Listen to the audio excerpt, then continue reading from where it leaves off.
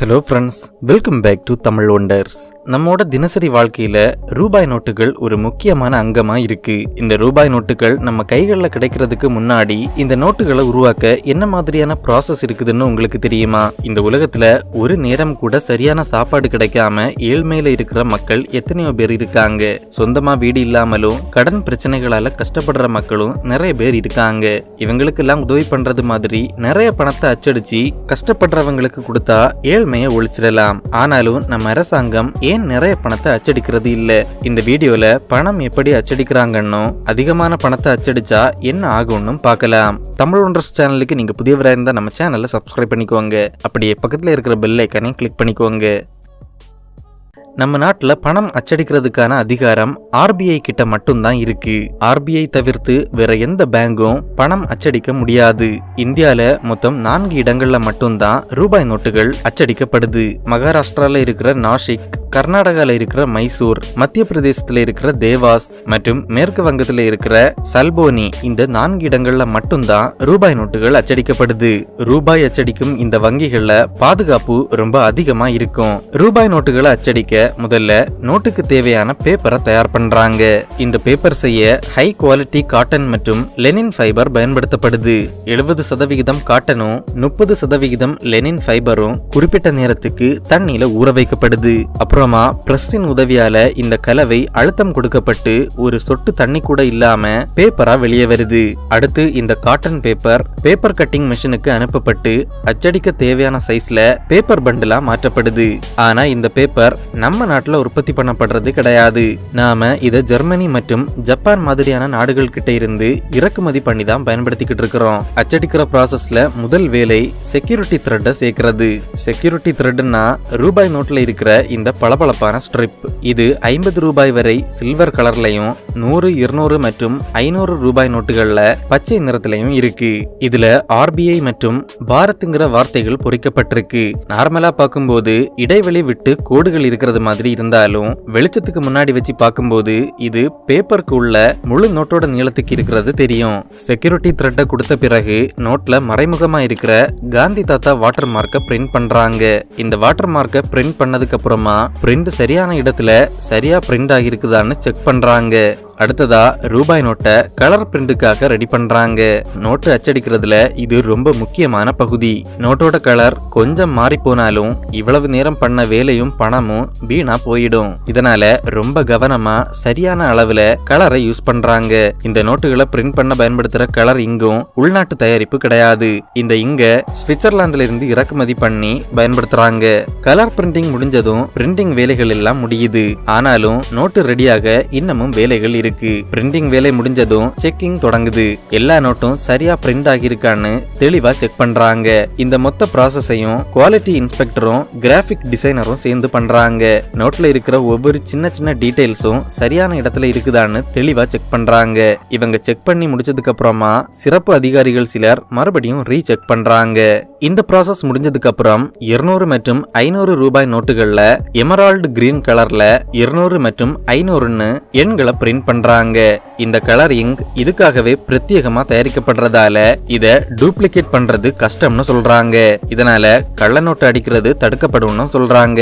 அப்படியே கள்ள நோட்டு அடிச்சாலும் அதை ஈஸியா கண்டுபிடிக்க முடியும். ஏன்னா ஒரிஜினல் 200, 500 நோட்டுகள்ல இருக்கிற இந்த எமரால்டு பிரிண்ட் கள்ள நோட்டுகள்ல இருக்கிற பிரிண்டை விட ஷைனிங்கா இருக்கும். இத பிரிண்ட் பண்ணதுக்கு அப்புறமா அதோட குவாலிட்டி மற்றும் பிளேஸ்மெண்ட் சரியா இருக்கான்னு கவனமா செக் பண்றாங்க. இந்த ப்ராசஸ் முடிஞ்சதும் நோட்ல சீரியல் நம்பர் பிரிண்ட் பண்றாங்க. ஒவ்வொரு ரூபாய் நோட்டையும் மத்த நோட்ல இருந்து வித்தியாசப்படுத்துறதுக்காக ஒவ்வொரு நோட்டுக்கும் தனித்தனி சீரியல் நம்பர் கொடுக்கப்படுது. இது நம்ம எல்லாருக்கும் தெரிஞ்ச விஷயம்தான். இது தவிர ரூபாய் நோட்டுகள்ல பயன்படுத்தப்படும் ஃபைபர்ல இருந்து இங்கு வரைக்கும் பெரும்பாலும் யூவி லைட்டோட ரியாக்ட் ஆகிற மெட்டீரியல்ல தான் பண்றாங்க. இதனால ஒரு ஒரிஜினல் ரூபாய் நோட்டை யூவி லைட்ல பார்க்கும்போது மொத்த நோட்லையும் யூவி லைட்டோட ரியாக்ட் பண்ற அம்சங்கள் நிறையவே இருக்கும். இந்த ரியாக்ஷனை ஒரு கள்ள நோட்ல எடுத்துட்டு வர்றது ரொம்பவுமே கடினம். அச்சிட்ட ரூபாய் நோட்டுகள் யூவி லைட் செக்கிங்கும் முடிஞ்சதுக்கு அப்புறமா கட்டிங்குக்கு அனுப்பப்படுது. ரூபாய் நோட்டு அச்சடிக்கிற வேலையில கட்டிங் கூட ரொம்ப ரொம்ப முக்கியமான வேலை. கட்டிங்ல வர்ற சின்ன பிரச்சனை கூட மொத்த பிரிண்டிங் ப்ராசஸையும் கெடுத்து விட்டுடும். கட்டிங் முடிச்ச நோட்டுகளை 100 எண்ணிக்கையில கட்டுகளா கட்டப்பட்டு சீல் பண்ணப்படுது. சீல் பண்ணப்பட்ட 10 கட்டுகள் ஒன்னா பேக் பண்ணப்பட்டு RBIக்கு அனுப்பப்படுது. இந்த பணம் RBIல இருந்து வங்கிகளுக்கு அனுப்பப்பட்டு நம்ம கைகளுக்கு கிடைக்குது. பிரிண்டிங் தவிர்த்து கண்ணுக்கு தெரியாத பல செக்யூரிட்டி டீடைல்ஸ ரூபாய் நோட்டுகள்ல இணைக்கிறாங்க. அதுல சில டீடைல்ஸ மேக்னிஃபையிங் கிளாஸ் மூலமா நாம பார்க்க முடியும். இன்னும் சில டீடைல்ஸ மைக்ரோஸ்கோப் உதவியால மட்டும் தான் பார்க்க முடியும். இது எல்லாமே கள்ள நோட்டு அடிக்கிறத இன்னும் கஷ்டமாக்கத்தான் பண்றாங்க. மனித வாழ்க்கைக்கு பணம் ரொம்ப முக்கியமான ஒண்ணுன்னு நம்ம எல்லாருக்குமே தெரியும். காலையில எழும்புனதுல இருந்து ராத்திரி தூங்க போறது வரைக்கும் இந்த பணத்துக்காகத்தான் நாம ஓடிக்கிட்டு இருக்கோம். அப்படி நமக்கு தேவையான இந்த பணத்தை அரசாங்கம் அதிகமா அச்சடிச்சு நம்ம எல்லாருக்கும் பிரிச்சு தந்தா நம்ம கஷ்டம் எல்லாமே தீந்துருமேன்னு பலரும் நினைப்பீங்க. ஆனா அப்படி பண்ணா என்ன ஆகும்? இந்த கேள்விக்கு ஜிம்பாப்வே ஒரு சரியான பதில கொடுத்திருக்கு. தென்னாப்பிரிக்க நாடான ஜிம்பாப்வேக்கு 1980ல பிரிட்டிஷ் கிட்ட இருந்து சுதந்திரம் கிடைச்சது. ஆனா பெரும்பாலான விவசாய நிலங்கள் வெளிநாடுகள்ல இருந்து ஜிம்பாப்வேல குடியேறினவங்க கிட்ட தான் இருந்தது. இதனால அந்த நாட்டு மக்கள் விவசாயம் பண்ண நிலமே இல்லாம இருந்தது. ஜிம்பாப்வே அரசாங்கம் வெளிநாட்டவர்கள் கிட்ட பணம் கொடுத்தும் வலுக்கட்டாயமாவும் நிலங்களை எடுத்து நாட்டு மக்கள் கிட்ட கொடுத்திருக்காங்க. அடுத்த 30 ஆண்டுகள்ல 85% நிலம் சொந்த நாட்டு மக்கள் கிட்ட வந்திருக்கு. இருந்தாலும் மொத்த நாட்டுக்கும் உணவு உற்பத்தி பண்ண புதிய உரிமையாளர்களுக்கு போதுமான அறிவு இல்லாததால அவங்க குடும்பங்களுக்கு மட்டும் உணவை உற்பத்தி பண்ணாங்க. 2000 முதல் 2010 காலகட்டத்துல உணவு உற்பத்தி 60% குறைஞ்சதால பெரிய பொருளாதார சிக்கல் வந்தது. பெரிய பெரிய எக்ஸ்போர்ட் கம்பெனிகள் இழுத்து மூடிட்டு போக தொடங்கினாங்க. லோன் வாங்க பயன்படுத்தப்பட்ட நிலங்களோட வேல்யூ குறைஞ்சதால வங்கிகள் திவாலாக தொடங்கியிருக்கு. நிலைமையை சமாளிக்க அரசாங்கம் கிட்ட பணம் இல்லாததால அவங்க நிறைய பணத்தை அச்சடிக்க தொடங்கினாங்க. ஆனா அடிச்ச பணத்துக்கு இணையா உற்பத்தி இல்லாததால பொருட்களுடைய விலை அதிகமாக தொடங்குச்சு. அதை சமாளிக்க இன்னும் பணத்தை பிரிண்ட் பண்ணதால பணவீக்கம் வந்திருக்கு. எந்த அளவுக்குன்னா 2009ல ஒரு பாக்கெட் பிரெட் வாங்க 500 மில்லியன் ஜிம்பாப்வே டாலர் கொடுக்க வேண்டியிருந்தது. அதோட இந்த விலை நாளுக்கு நாள் 2 மடங்கு அதிகமாக்கிட்டு இருந்தது. இதனால மக்கள் அவங்க கிட்ட இருந்த பணத்தை உடனடியா செலவு பண்ண தொடங்கினாங்க. ஏன்னா நாளைக்கு வரைக்கும் அந்த பணத்தை கையில வச்சிருந்தா பொருளோட விலை 2 மடங்கு அதிகமாகிடும். அதனால இருக்கிற பணம் பத்தாது. இதன் காரணமா பிசினஸ் பண்றவங்க இன்னும் அதிகமா விலையை ஏத்துறாங்க. அரசாங்கத்தாலையும் எந்த உதவியும் பண்ண முடியல. அரசாங்கம் அதிக மதிப்புள்ள பணத்தை அறிமுகப்படுத்தினாங்க. ஒரு கட்டத்துல 100 ட்ரில்லியன் ஜிம்பாப்வே டாலர் நோட்டை கூட புழக்கத்துக்கு அனுப்பியிருக்காங்க. ஆனா இது எதுவுமே கை கொடுக்காததால விலையேற்றம் பண்றதே தடை பண்ணாங்க. ஆனா இது ஒரு தீர்வு கிடையாது. இந்த பணவீக்கத்துக்கு தீர்வுக்கான வித்தியாசமான யுக்தி ஒன்ன கையாண்டாங்க. அதுக்கு பேரு ரெடினாமினேட்டிங்.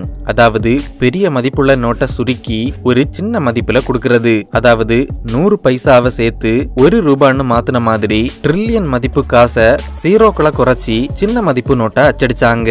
இதே யுக்தியைத்தான் 1920கள்ல ஜெர்மனி கையாண்டு பெரும் பணவீக்கத்தில இருந்து வெளியே வந்தாங்க. ஆனா ஜெர்மனிக்கு அவங்க பிரிண்ட் பண்ண பணத்துக்கு இணையான நிலங்கள் அடமானம், ட்ரேட், கமர்ஸ் மற்றும் பேங்கிங் இண்டஸ்ட்ரி பாண்ட்னு பல சொத்துகள் இருந்தது. ஆனா ஜிம்பாப்வேக்கு அது எதுவுமே இல்லாம அந்த ஐடியாவும் சொதப்பல்ல முடிஞ்சது. கடைசியா அச்சடிச்ச எந்த பணமும் செல்லாதுன்னு அறிவிச்சு மற்ற நாடுகளோட கரன்சிக்கு மக்களை மாற சொல்லிட்டாங்க. இந்த ஐடியா அவங்களுக்கு ஹெல்ப் பண்ணுச்சு. US டாலரை முதன்மையா வச்சு இன்னும் சில நாடுகளின் கரன்சியையும் மக்கள் பயன்படுத்த தொடங்கினாங்க. 2018ல ஆனுவல் இன்ஃபிளேஷன் 48% குறைஞ்சிருக்கு. ஆனா சொந்தமா பணம் இல்லையேன்னு வருத்தப்பட்ட அரசாங்கம் 2019ல RTGSன்னு புதிய மொபைல் பேங்கிங் முறையை தொடங்கினாங்க. இது சரியாகிக்கிட்டு இருந்த பொருளாதாரத்தை மறுபடியும் பாதாளத்துக்கு தள்ளி இருக்கு. பணவீக்கம் 500% அதிகமாகி இருக்கு. இன்னைக்கு வரைக்குமே அங்க 80% பணப்பரிமாற்றம் US டாலர்ல தான் நடக்குது. உற்பத்திக்கு அதிகமா பணத்தை பிரிண்ட் பண்ணா பணவீக்கம் அதிகமாகி நாடே திவாலாகிற நிலைமைக்கு கூட போகலாம். இதுக்கு உதாரணம் தான் ஜிம்பாப்வே. ஓகே ஃப்ரெண்ட்ஸ், இதோட இந்த வீடியோ முடியுது. இந்த வீடியோ பத்தின உங்களோட கருத்துக்களை கமெண்ட் மூலமா சொல்லுங்க. இந்த வீடியோ உங்களுக்கு பிடிச்சிருந்தா லைக் அண்ட் ஷேர் பண்ணுங்க. இன்னும் இதே மாதிரியான வீடியோக்களுக்கு தமிழ் ஒண்டர்ஸ் சேனலை சப்ஸ்கிரைப் பண்ணுங்க.